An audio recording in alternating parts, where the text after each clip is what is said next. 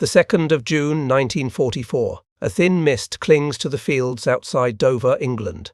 The smell of yeast and wet soil mixes with the distant rumble of trucks on the coastal road. Inside a small stone bakery, 50-year-old Arthur Fenton wipes flour from his hands as he slides a tray of steaming loaves onto a wooden counter. To any passerby, eaten an ordinary morning in an ordinary English village.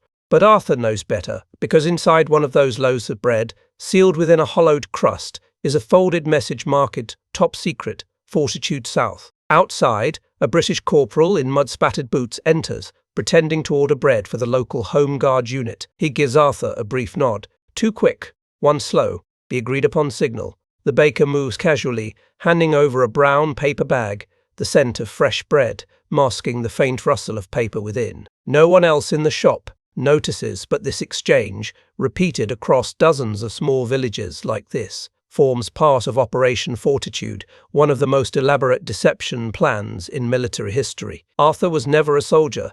Before the war, he delivered bread to Dover in hotels and boarding houses. When the Germans bombed the docks, he volunteered as a fire watcher. But now his role was far stranger. The British Intelligence Service, Michigan, 5 had quietly recruited trusted civilians to help maintain the illusion of an entire army to 1st U.S. Army Group Fusagin stationed in southeastern. In truth, no such army existed. Its divisions were rubber tanks, wooden aircraft, and dummy landing craft painted to look real from the air. Soldiers in the know called it the Ghost Army of England. Arthur and job seemed simple. Deliver bread to fake mess halls, leave behind supply manifests in full view of curious locals, and speak loudly at pubs about the Yanks building up for Calais. Yet every crumb, every rumour, every loaf carried meaning because German intelligence relied heavily on human reports. Farmers, fishermen and spies posing as refugees. What they saw and heard here would be radioed back to Berlin, shaping the Reich's entire perception of the coming invasion. That morning, as Arthur locked his shop and loaded the bread into his delivery cart, he glanced toward the coast. Across the channel, the Nazi garrisons were already tightening their defences. If the deception failed, tens of thousands of Allied soldiers would pay with their lives. He didn't wear a uniform, but Arthur Fenton was fighting his own battle, with flour, rumour, and a steady hand. The horsey hooves clattered on the cobbled road as he set off toward Folkestone, where American troops were supposedly encamped. In reality, it was a fenced-off pasture dotted with inflatable tanks. He could see their outlines in the morning fog, ghostly shapes swaying slightly in the wind. He grinned. "Mock's convincing enough," he muttered, guiding the cart forward. A military jeep roared past, splattering mud over the carty wheels. The driver saluted him. "My young lieutenant from our force, the deception unit in charge of maintaining appearances." "Morning, Mr. Fenton," the man called out. "Never spot your secret recipe," Arthur chuckled, "and then hope them hungry for lies, not bread." He didn't know that a Luftwaffe reconnaissance plane was already droning miles above, its camera lenses aimed toward the coastline. The photographs it would send to Berlin showed hundreds of tents, rows of trucks, and lines of soldiers queuing for food. All of it staged, all of it false. That night, in the baker's small cottage, Arthur sat by candlelight, writing in his journal, a habit he kept since before the war. "Strange time," he wrote. "They say the real invasion is coming soon, but no one knows where. I just bake the bread, keep the secret, and pray our boys land safe, wherever they go outside." Thunder rolled across the channel. He didn't know it yet, but within 96 hours the world would witness the largest seaborne invasion in history, and somewhere far from Normandy beaches, German generals would still be staring at Arthur and empty bread crates, convinced the real attack had yet begun. The 3rd of June 1944, the wind carried the smell of the channel, salt, oil, and the faint tang of diesel from the fleets assembling out of sight across southern England. The Great Deception was in full swing. In open fields near Canterbury, men from the Royal Engineers hammered wooden frames together, draping them with canvas and paint. From a distance they became tanks, rows of them. Further inland, in the hedgerows around Deal and Sandwich, sound crews from the US 23rd Headquarters Special Troops, the so-called Biden Ghost Army, played looping recordings of tanks starting, engines idling, and orders shouted through bullhorns. The noise drifted across the countryside, convincing German listening posts that a vast mechanized army was gathering in Kent. Jacques the Fenton bakery was a small cog in this vast machine of illusion. His deliveries helped sustain the charade. By mid-morning, he reached a makeshift in a camp on the outskirts of Folkestone. Actually, a few dozen soldiers from the Royal Signals Unit, disguised as American G's, complete with painted insignia and fake serial number. They smiled when they saw the Baker cart approach. "Morning, Fent," one of them called, wearing a US patch stitched hastily on his sleeve. "You got our daily dough?" Arthur smirked, tossing him a loaf. "Fresh this morning, just to let Berlin know where it from." He unloaded the bread while a sergeant scribbled mock inventory notes on a clipboard. Rations for 120 men, Company C, 116th Infantry, 29th Division. None of it was real, but the paper trail mattered. German double agents, especially those secretly turned by Mi-5 under Operation Double Cross, would soon report these bitterbreeze as proof of massive troop buildup near Dover. Every detail had to match the illusion. Fuel drums painted empty were stacked neatly beside real trucks. Canvas tents had fake laundry lines hung with American uniforms. Even General George S. Patton, the Germans' most feared Allied commander, had been placed nominally in command of this ghost army. His reputation alone lent credibility to the deception. By afternoon, Arthur drove past fields where wooden landing craft were arranged along the coast. From above, reconnaissance photos would show thousands of vessels preparing for departure. The irony wasn't lost on him. The beamboats were little more than plywood and tarpaulin, some even filled with water, to make them sag realistically. At a nearby pub that evening, Arthur took his usual seat near the hearth. The room was full of off-duty soldiers, a mix of genuine and decoy troops. The air buzzed with laughter and smoke. He raised his pint and joined the conversation. "Word is the Yanks, with it Calais fur," a corporal said, loud enough for anyone listening to catch. "Calais, eh?" Arthur replied casually, feigning surprise. "Seems close enough. Guess Jerry in for a surprise of his own." What he did notice was the man at the far table pretending to read a newspaper. His name was Johann Becker, a German agent, turned by Mi 5 months earlier. Every evening he reported local gossip through coded radio bursts. His handlers in Hamburg believed him loyal, never realizing his messages were carefully edited by British intelligence before being transmitted. And tonight new news about American forces amassing near Dover would be one more stone laid in the fortress of deception that surrounded Hitler's mind.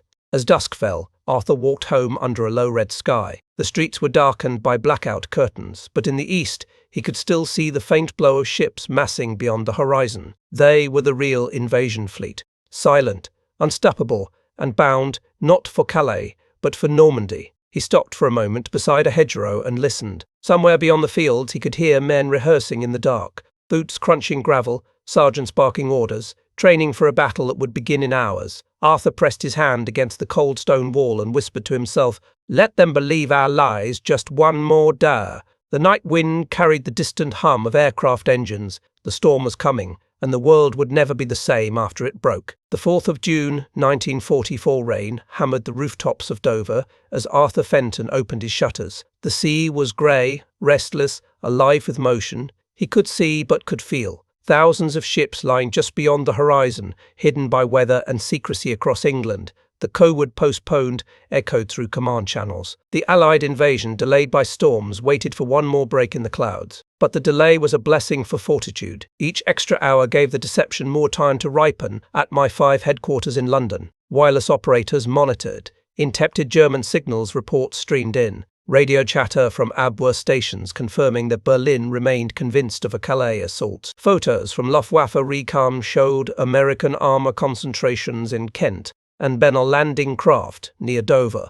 The ruse was working. Schofter, unaware of how high his work had reached, kept to his simple routine. Bake, deliver, smile. His latest batch of loaves went to the bin mess at Deal, where new signs had appeared overnight. 29th Infantry Division Army. He noticed soldiers repainting vehicle numbers, ensuring they matched the fake division codes. Every detail mattered. As he unloaded bread, a captain from our force pulled him aside.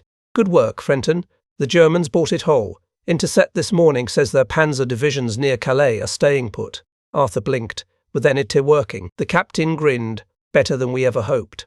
That night, far away in Berchtesgaden, Adolf Hitler sat in his mountain retreat studying reconnaissance photos delivered by his intelligence staff. They showed unmistakable proof, or so it seemed, of a massive Allied force poised near Dover. His generals urged caution. Normandy, they said, was less fortified, more exposed. But Hitler, trusting the illusion, ordered the 15th Army to remain at Calais, ready to repel the Bin-the-Main invasion he believed was still to come. That single decision would save thousands of Allied lives in the days ahead. Meanwhile, in Kent, Arthur walked home beneath the blackout sky. A single note from the church bell marked midnight. Somewhere across the channel, Allied destroyers were already slipping their moorings, engines whispering through the dark. Saxtar stopped beside his bakery door, his hands dusted with flour and rain. He thought about the men he'd seen pretending to be soldiers, the wooden tanks, the fake radio chatter.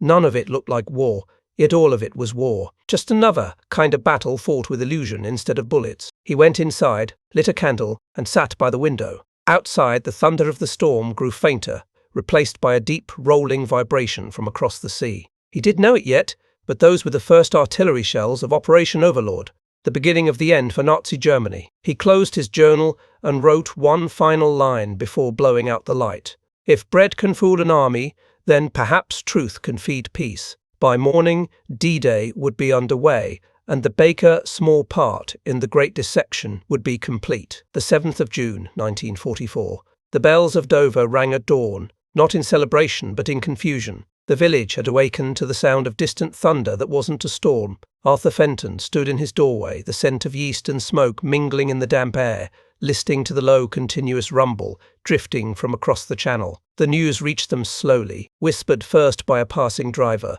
then shouted down the street by a messenger from the Home Guard. The invasion begun, someone cried. Normandy! They've landed in France! Arthur's hands tightened around his apron for a long moment. He did move Normandy, not Calais. It had worked. Every false convoy, every decoy camp, every loaf of bread smuggling scraps of rumour and forged manifests, they had all done their job. He walked to the back of his bakery and opened the window. From his hilltop, he could see the faint outlines of ships on the horizon, endless grey specks moving across the silver sea. Above them, the white trails of Allied aircraft streaked the sky eastward. Somewhere beneath those clouds, thousands of men were fighting for every inch of sand. By mid-morning, a black car arrived outside his shop. A staff vehicle bearing the insignia of My 5-2 men stepped out, one in civilian clothes, the other in uniform. The man in the suit asked, "We were the War Office. May we come in?" Inside.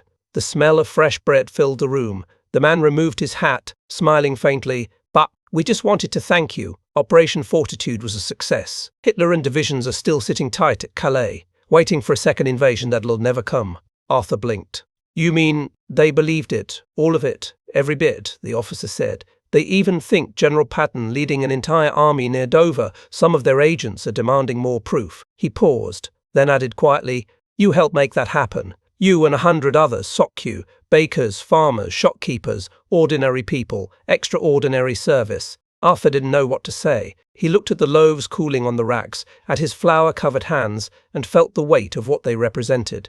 That evening, when the sun dipped low over the channel, he walked again to the edge of the fields. The air smelled of salt and smoke from the distant battle still raging across the water. He could almost hear it, the faint echo of artillery, the dull rumble of ships firing offshore. He thought of the men storming the beaches, of the sailors guiding their landing craft through chaos, of the paratroopers scattered across the French countryside. He'd never meet them, but somehow he'd helped them get there alive. From a small leather pouch, he pulled out the final honor code loaf, the one Higa baked just before day. It would never need to be delivered. Smiling, he tore it open, removing the scrap of paper inside. The message read, "Fun verm all. Yenitz, Calais." He burned it in the fading light and watched the ashes rise into the wind. By the time darkness fell, radio broadcasts confirmed what he already knew. The Allied bridgehead in Normandy was secure. The Great Deception had done its work. Saxtar locked his bakery for the night. For the first time in years, he allowed himself to breathe deeply, to think about life after the war, when he could bake for children again instead of soldiers. The war was far from over, but its turning point had come and gone, and somewhere across occupied France, Hitler and generals still waited by the Pas de Calais coast, staring out at an empty sea, fooled by the whispers of a baker from Dover.